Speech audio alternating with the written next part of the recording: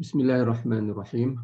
Kita sambung pelajaran kita tentang tata bahasa asas bahasa Arab di muka surat 22 sebagaimana dalam paparan screen sharing kita ni. Keadaan satu. Jadi sekarang ni kita sedang membincangkan, kalau kita boleh scroll atau ada buku naik ke atas sikit, objektif 3, iaitu bilakah baris akhir satu perkataan itu dibariskan dengan atas atau baris bawah atau baris depan. Jadi kita dah bincangkan sikit sebanyak dari segi dalam bahasa Melayu ni, kita bincang kerana nak memberi gambaran tentang bagaimana baris akhir ni berubah.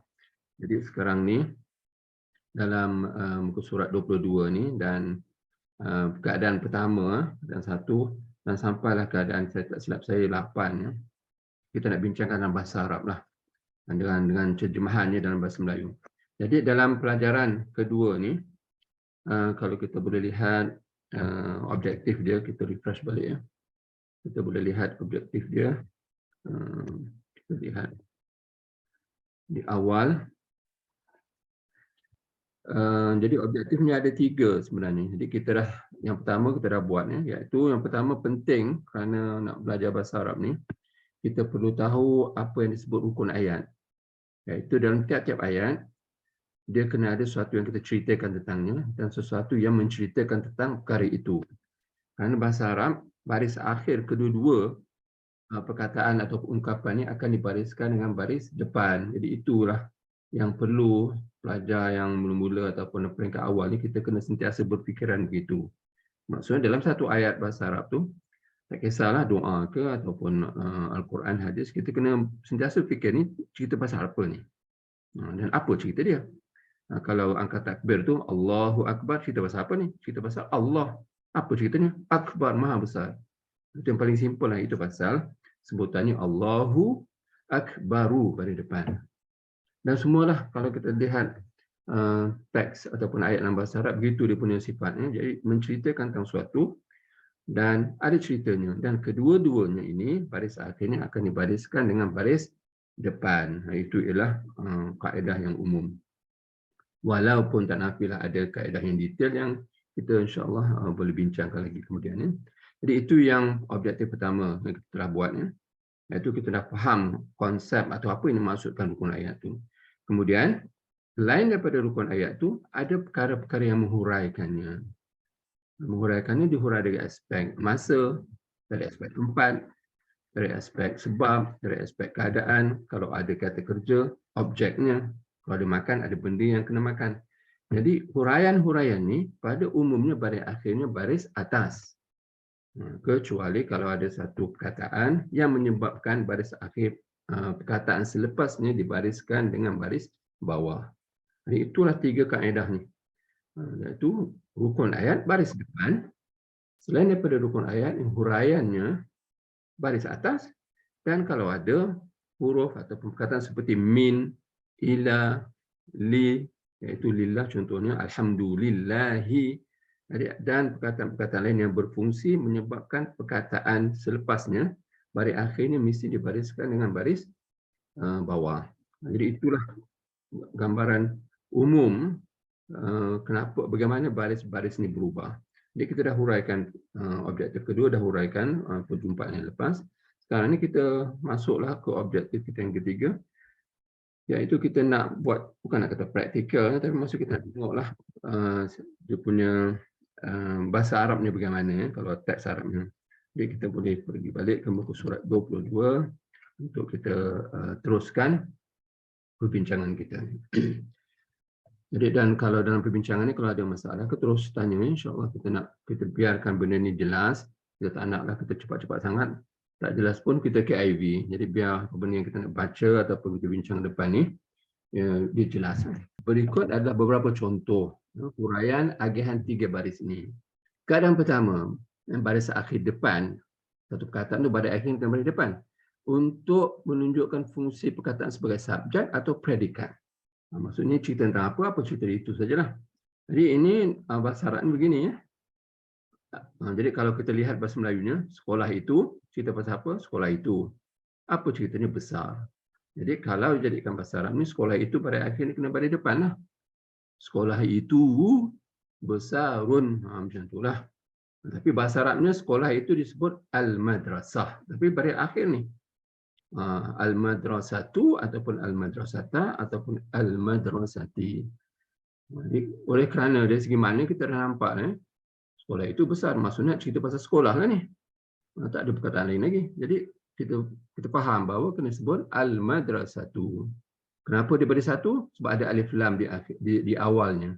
Itu juga kaedah. Kalau satu perkataan di awalnya ada alif lam, dia tidak boleh ditanwinkan. Jadi sekolah itu besar. Jadi besar ialah kabirah. Kabirah di sini baris akhirnya bariskan apa? Oleh kita dah faham maknanya sekolah itu besar. Cerita pasal sekolah itu, apa ceritanya besar. Jadi kedua-duanya, baris akhirnya kena baris depan. Jadi itu pasal ditulis sini, kabiratun. Ini dari segi perbahasan kenapa baris akhir itu berubah lah. Kalau tidak, kita boleh sebut al-madrasata, al-madrasati, boleh belaka. Tapi kenapa kena sebut al-madrasatu? Kerana kaedah tadi yang mengatakan bahawa setiap subjek dan predikat dalam ayat, baris akhir ini kena baris depan. Jadi kita tak nak beristilah, saya tidak mau beristilah sangat, kalau tak nak sebutlah mubtada, khabar ke.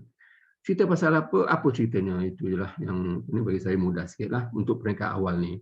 Jadi, supaya kita faham konsepnya dan kita boleh aplikasikan kaedah itu. Jadi huraian di sinilah, baris akhir perkataan madrasah dibariskan baris depan kerana berfungsi sebagai subjek dalam ayat. Begitu juga perkataan kabiratun, baris akhirnya baris depan kerana dia berfungsi sebagai predikat. Jadi cerita pasal madrasah, al-madrasah, dan ceritanya ialah kabirah, besar, iaitu kabiratun. Ini contoh pertama. Iaitu keadaan yang pertama, baris depan ni. Bila kita nak baris depan baris akhir satu perkataan. Keadaan begitulah, subjek dan predikat. Ataupun cerita tentang apa ceritanya. Baik, itu rukun ayat lah baris depan. Dan seterusnya, contoh yang kedua, apakah ayat ni? Dalam bahasa Melayu, Muhammad ialah seorang pelajar di sekolah. Jadi Muhammad ini seorang pelajar di sekolah. Jadi nampak gaya ni kita nak tahulah bahawa nak cerita pasal Muhammad ni. Apa ceritanya? Bukan Muhammad di sekolah. Muhammad seorang pelajar. Kerana kalau kita kata Muhammad di sekolah, seorang pelajar ni cakap apa? Nak kasih dia fungsi sebagai apa? Jadi di sekolah ni menghuraikannya. Dia di sekolah seorang pelajar. Dia di rumah seorang apa saja, seorang abang ke, seorang adik ke, seorang ayah ke dan sebagainya. Jadi Muhammad ialah cerita tentang Muhammad. Apa ceritanya? Seorang pelajar. Oleh kerana itu, Muhammad ni kena baris akhirnya dibariskan dengan baris depan. Muhammadun, seorang pelajar pun begitu juga. Kerana dia mencerita pasal Muhammad, kena sebut talibun baris akhirnya. Dan di sekolah, dan kita dah sebut tadi, kalau ada setengah perkataan seperti fi, seperti ila, seperti min dan sebagainya, ada disenaraikan nanti. Perkataan berfungsi menyebabkan baris akhir sesuatu perkataan selepas ini dia akan dibariskan dengan baris bawah. Itu pasal disebut sini al-madrasati. Ya. Jadi di atas tadi kita lihat al-madrasatu. Contoh pertama tadi. Al-madrasatu. Yang ni al-madrasati. Macam mana pula? Tadi al-madrasatu, ini al-madrasati. Mengikut fungsi dia dalam ayat, baris akhirnya berubah. Oleh kerana perkataan al-madrasah ni, kita dah biasa sebut, kita tak ada masalah lah.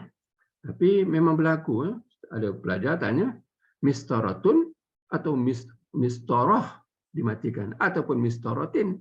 Jadi seolah-olah perkataan mistarah itu lain daripada mistaratun, lain daripada mistaratin. Seolah-olah tiga benda yang berbeza.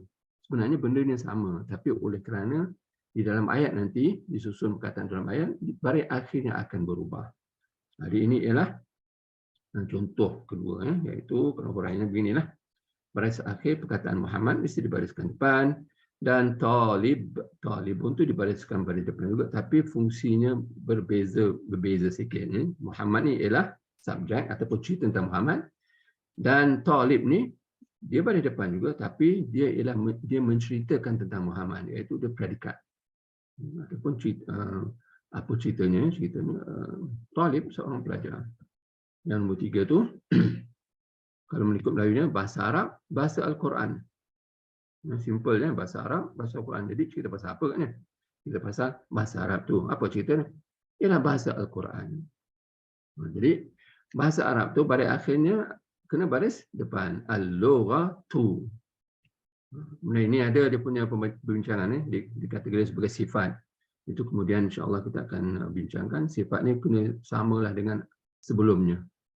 Jadi itu pasal disebut al-arabiyyah tu. Sebenarnya al-lughatu itu yang cerita tentang cerita tentang al-lughatu, cerita tentang bahasa. Dan al-arabiyyah tu ini ialah huraian ataupun menunjukkan sifat bahasa itu. Sama ada bahasa Arab ke bahasa yang dinisbahkan, bahasa yang dirujuk kepada orang Arab. Kalau bahasa Melayu al-lughatu al-malayuwiyyatu. Kalau bahasa Inggeris al-lughatu al-ingliziyyatu. Jadi itu sifat dia ataupun nisbah dia rujukan kepada bahasa apa. Dan ceritanya bahasa itu pada bahasa Al-Quran. Jadi lughatu juga disebut. Dan di sini Al-Qurani, dan kita akan bincang ni dalam pelajaran ketiga kenapa baris akhirnya baris bawah. Dia tidak boleh ikut. Kerana yang mudahnya kita boleh lihat kerana Al-Quran ni bukan sifat. Al-Quran ialah benda.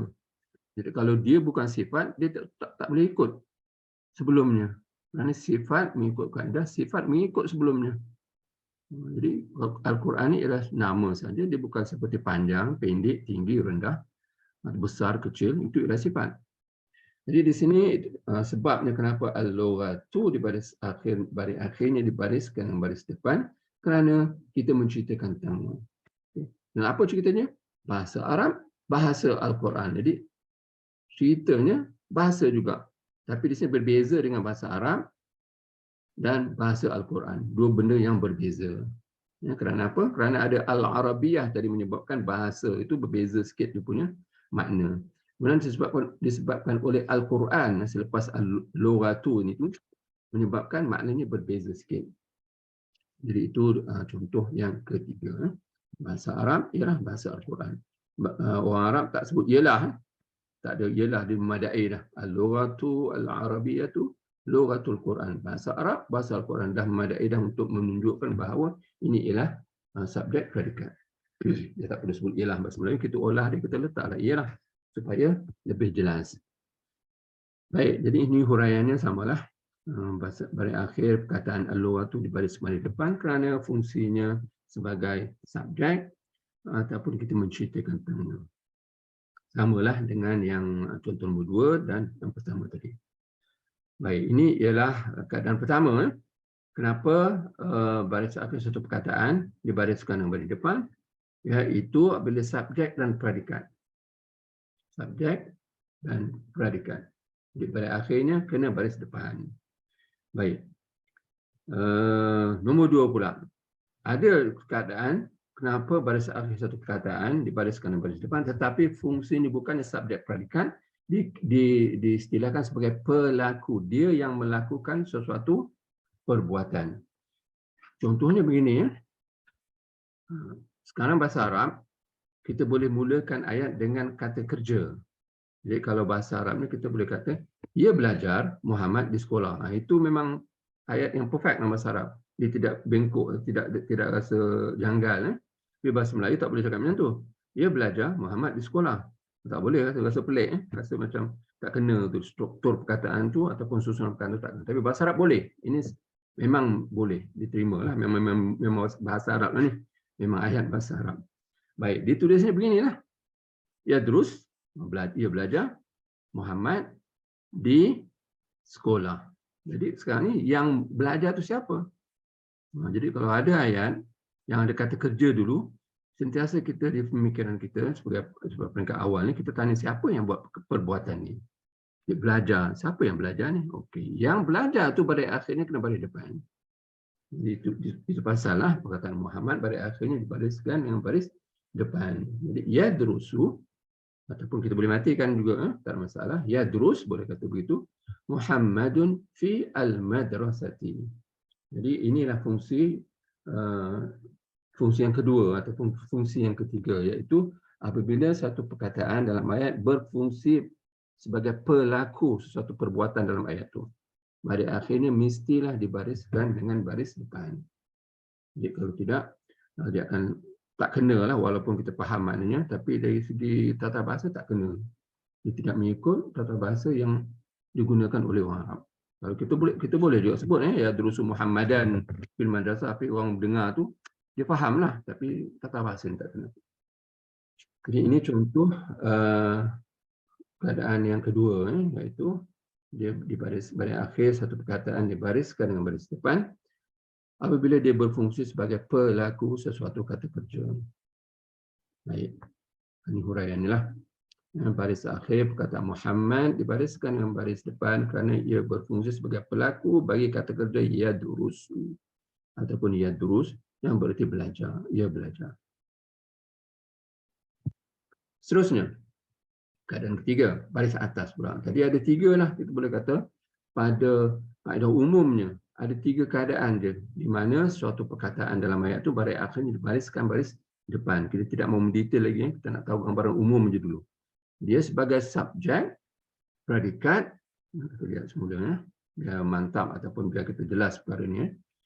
Subjek atau predikat ataupun pelaku. Lagi istilahnya dipanggil mubtada, khabar, fa'il. Itu istilahnya lah. Jadi subjek, predikat, apa cerita tentang siapa? Cerita tentang subjek, apa ceritanya? Predikat. Sama juga kalau pelaku, cerita tentang apa? Muhammad. Jadi di sini ya. Pelaku ni kita menceritakan tentang pelaku. Di ayat ni walaupun dia ditulis dengan kata kerja dulu, kita bukan menceritakan tentang dia belajar. Kerana dari segi makna kita boleh lihat, dia belajar Muhammad di sekolah. Jadi cerita pasal apa katnya ni? Nampak gaya cerita pasal Muhammad lah. Takkan cerita pasal sekolah. Tak kena. Okay, apa cerita Muhammad ni? Dia belajar. Okay, di mana? Di sekolah. Jadi walaupun dia sebagai pelaku, tapi masih lagi digolongkan dalam kategori cerita tentang apa? Cerita tentang Muhammad. Apa cerita dia? Ia belajar. Yang lain tu huraian. Bila dia belajar, di mana dia belajar dan sebagainya. Sebagai huraian yang telah pun kita lihat beberapa contoh pada pertemuan yang lepas. Jadi itulah keadaan yang pertama. Baris akhir dibariskan dengan baris depan. Ada dua kategori, subjek predikat dan juga pelaku. Keadaan yang ketiga iaitu baris atas pula. Jadi yang baris depan tu dah selesai lagi kan, penggambaran umumnya ataupun keadaan umumnya. Sekarang baris atas, bilakah satu perkataan tu baris akhir dibariskan dengan baris atas? Ini banyak. Yang banyak kita nak kenal dia ada yang menghuraikan masa, menghuraikan tempat, dia jadi objek bagi satu kata kerja, dia menghuraikan sebab berlaku satu perbuatan, dia menghuraikan keadaan orang yang buat tu bagaimana, keadaan dia tersenyum ke, sambil ketawa ke, sambil apa sajalah. Keadaan yang baris atas ni banyak sebenarnya. Tapi dia tak lari daripada menghuraikan cerita tentang apa ceritanya. Dia menghuraikan rukun ayat itu. Jadi apa yang menghuraikan rukun ayat? Apa ni Ustaz? Buku? Ya, macam mana? Buku surat 23 ya. Muka surat 23, baik. Terima kasih. Okay. Baik, yang tadi tu saya sambung semula ya. Jadi apabila dia menghuraikan rukun ayat tu, baris akhirnya kena baris atas. Jadi di sini disenaraikan saja, sebenarnya tak susah ni. Ini kita kena faham apa dia subjek, apa dia predikat, cerita tentang apa ceritanya. Yang lain daripada itu dia huraian saja. Dia huraian pada masa, tempat, keadaan bagaimana. Jadi itu perkara ini, baris akhirnya kena dibariskan dengan baris atas. Jadi ini contoh-contoh lah. Baik, kita lihat satu persatu biar kaedah ni mantap. Dan ini paling asas dan rasanya taklah begitu susah. Baik, contohnya yang contoh yang ada di sini ialah kalau kita lihat bahasa Melayunya, ia belajar Muhammad bahasa Arab di sekolah. Kita nampak gayanya cerita pasal Muhammad. Apa ceritanya? Belajar. Apa yang dia belajar? Itu yang kita nak carilah. Dia belajar pada bahasa Arab. Di mana dia belajar? Di sekolah. Jadi objek bagi satu kata kerja belajar ni mesti ada benda kena belajar. Jadi objek tu kena di baris akhir dibariskan dengan baris atas. Itu pasal al-lughatat dibariskan dengan baris atas. Menyalahi yang sebelum ni. Kalau kita lihat sebelum ni, dia sebut apa? Al-lughatul Arabiyyah. Al-lughatu bagi depan. Kenapa pula bagi depan? Ada fungsinya dalam ayat. Tapi di bawah ni kita sebut Al-lughata pula. Kenapa baris atas tadi baris depan? Dia ada fungsi ini di dalam ayat. Walaupun benda ini sama, bahasa Arab, tapi berfungsi sebagai fungsi tata bahasa yang berbeza. Jadi di sini, al-lughata al-arabiyata berfungsi di dalam ayat ialah sebagai objek bagi perbuatan belajar. Di ayat ini bermaksud Muhammad belajar bahasa Arab di sekolah. Jadi inilah keadaan ataupun contoh yang yang menunjukkan bahawa sekiranya sesuatu perkataan dalam ayat berfungsi sebagai objek bagi suatu kata kerja, baris akhirnya mesti dibariskan dengan baris atas. Ya, jelas ni. Jadi semualah kalau apa saja makan, makan apa? Makan nasi. Nasi kena baris atas, baris akhirnya. Atau masak, masak apa? Masak ayam. Baris akhir ayam tu kena baris atas. Ayamah, sebutnya tu. Dan sebagainya. Jadi faham. Hanya insya-Allah kita nak latih ni dalam baca Quran ke sebagainya baru kita keluarkan. Kita kena faham makna dan kita lihat mana dia objek, mana dia subjek, mana dia predikat, mana dia pelaku bagi satu kata kerja, barulah kita boleh memantapkan lagi kaedah ni. Baik. Keadaan yang keempat baris atas juga. Jadi keadaan yang keempat baris akhir atas untuk menunjukkan fungsi perkataan menunjukkan kepada tempat berlaku suatu kata kerja. Boleh buang menunjukkan fungsi perkataan tempat berlaku satu kata kerja. Jadi bila dia berfungsi menunjukkan tempat, baris akhirnya pun kena baris atas. Contohnya beginilah. Kalau bahasa Melayu, ia belajar Muhammad bahasa Arab di luar negara. Jadi kita nampaklah cerita pasal Muhammad. Apa cerita belajar? Belajar apa? Objek lah. Bahasa Arab. Okey, di mana? Di luar negara. Okey, di luar negara tu fungsinya apa? Menceritakan tentang tempat. Okey, jadi dalam bahasa Arab di luar negara tu boleh dilambangkan atau ditulis dengan perkataan begini saja. Kharij al-bilad. Kharij al-bilad, tapi kalau nak baris akhir kena perkataan kharij ni macam mana? Kena baris atas. Kita boleh sebut khariju, tak boleh sebut khariji, tak boleh kena sebut kharija, kerana dia berfungsi menunjukkan tempat berlaku sesuatu perbuatan iaitu belajar. Okey, jadi yadrus Muhammadun al-lughata pada atas, al-arabiyyata. Jadi al-lughata ni pada atas kerana dia objek bagi yadrus, dan kharija pada atas kerana dia menghuraikan tempat berlaku perbuatan belajar ini. Jadi baris akhir yang baris atas ni di antaranya ialah menghuraikan tempat, dan kita lihat bawah nanti dia menghuraikan masa dan sebagainya. Baik, itu jelaslah contoh yang keempat ni. Seterusnya kita lihat keadaan nombor 5. Baris akhir juga, baris akhir atas untuk menunjukkan fungsi perkataan masa, menunjukkan iaitu untuk menunjukkan bahawa perkataan berfungsi untuk menunjukkan masa berlaku sesuatu kata kerja. Contohnya beginilah. Kita tengok bahasa Melayu dulu supaya kita faham apa ayat itu. Ia belajar Muhammad bahasa Arab luar negara bulan depan, bulan hadapan. Jadi daripada susunan begini kita boleh tahu ni cerita tentang Muhammad ni. Apa cerita dia? Akan belajar, ia akan belajar. Okey, dia akan belajar. Apa dia nak belajar ni? Bahasa Arab. Okey. Apa lagi? Di kat mana nak belajar ni? Di luar negara. Okey.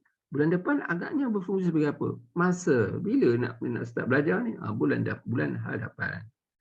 Jadi kita nampaklah dari segi ni, itu pasal kita kalau dalam bahasa Arab kita kena sentiasa memikirkan bahawa cerita pasal apa ceritanya, kemudian kalau ada kata kerja, mana objek dia, kemudian ada tak dihuraikan masa, kalau ada, okey, bila masanya, ada tak dihuraikan tempat, kalau ada, bila, di mana.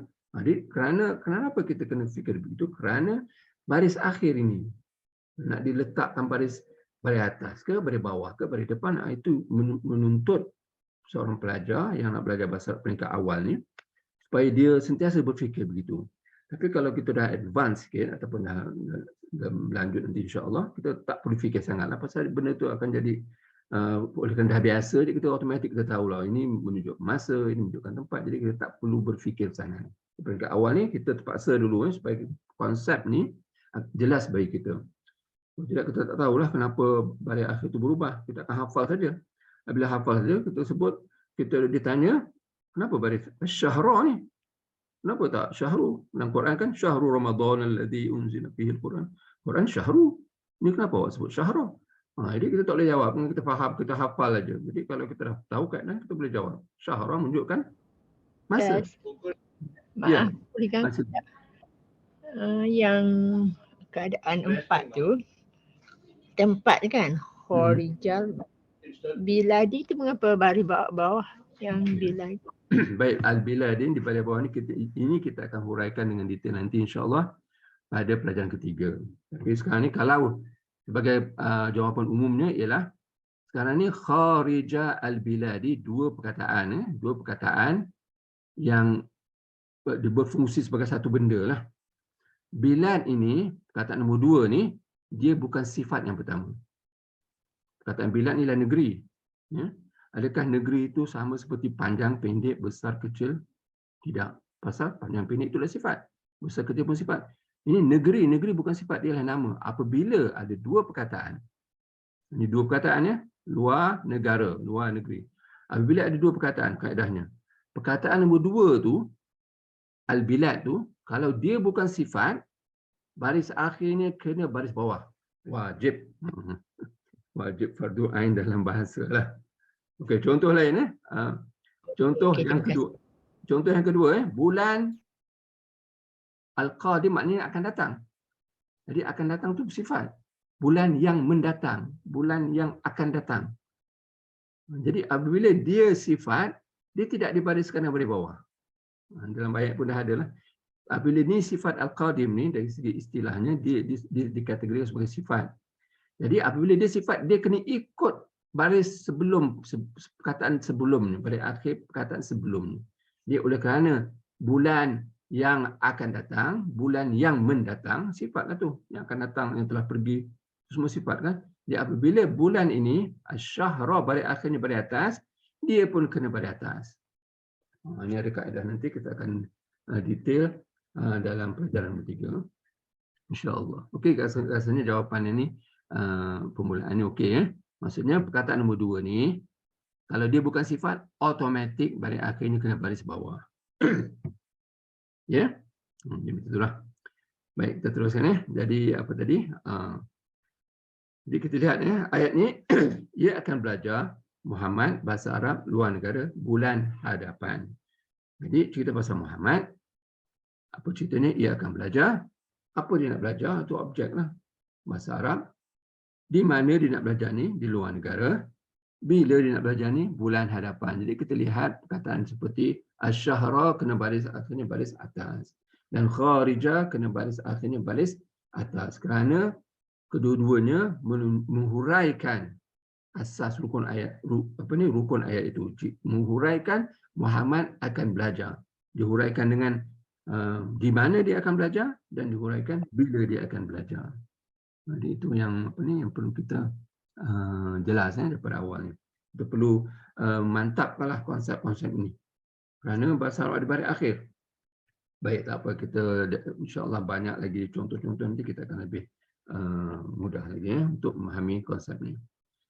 Seterusnya, bilakah satu perkataan baris akhir baris atas?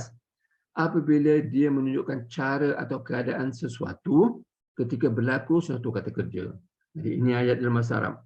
Ini kita tengok ayat bahasa Melayu. Baik, ayat bahasa Melayunya, ia akan belajar Muhammad, bahasa Arab, luar negara, bulan depan, orang yang gembira. Jadi bahasa Arab ni, orang yang gembira tu, memang terjemahan ni kita boleh terjemahkan sebagai orang yang gembira. Tetapi oleh kerana dia baris akhir ni baris atas, dia berfungsi menunjukkan keadaan. Apabila dia menunjukkan keadaan, kita kena terjemahkan cara lain sikit. Kita kena beritahu, Muhammad akan belajar bahasa Arab di luar negara bulan depan dengan gembira. Keadaan dia bagaimana? Dengan gembira. Jadi bahasa Melayu, kita akan letaklah perkataan dengan gembira. Tapi bahasa Arab memadai dah. Kalau kita lihat teks bahasa Arab dia. Ini dia. Yadrus Muhammadun al-lughata al-arabiyyata kharija al-biladi ash-shahra al-qadimah masruran. Masruran terjemahan literal ni ialah seorang yang gembira, seorang yang digembirakan. Tapi kalau nak terjemah direct ni tak boleh. Jadi kita bahasa Melayu kita kena letaklah. Kita kena letak oleh kerana kita tahu fungsi dia masruran ni ialah di baris atas dan dia bukan menunjukkan tempat, dia bukan menunjukkan masa, dia menunjukkan gembira, seorang yang gembira. Jadi nampak gaya ni dia menunjukkan keadaan sesuatu lah, keadaan orang yang apabila berlaku satu perbuatan. Jadi kita kena terjemahkan dia, letaklah perkataan sesuai dalam bahasa Melayu dan di sini dia terjemahkan dengan Muhammad akan belajar bahasa Arab di luar negara bulan hadapan dengan gembira. Kita letaklah perkataan-perkataan yang sesuai melambangkan keadaan Muhammad tu apabila dia akan belajar bahasa Arab di luar negara. Jadi itu di antara fungsi kenapa ataupun di antara makna yang ditunjukkan oleh perkataan yang baris akhirnya dibariskan dengan baris atas, iaitu keadaan. Jadi huraiannya beginilah. Baris akhir perkataan masruran yang bererti orang yang digembirakan ataupun orang yang gembira dibariskan dari atas kerana ia berfungsi untuk menunjukkan aspek keadaan orang yang melakukan suatu perbuatan ketika kata kerja yadrus belajar berlaku. Dia akan belajar ataupun dia belajar, keadaan dia bagaimana? Keadaan dia gembira.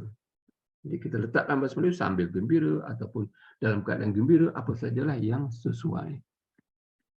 Baik ya. Ini contoh yang atau keadaan yang ke-6. Kita ada 2 lagi. InsyaAllah saya rasa sempat ni. Saya nak habiskan ni.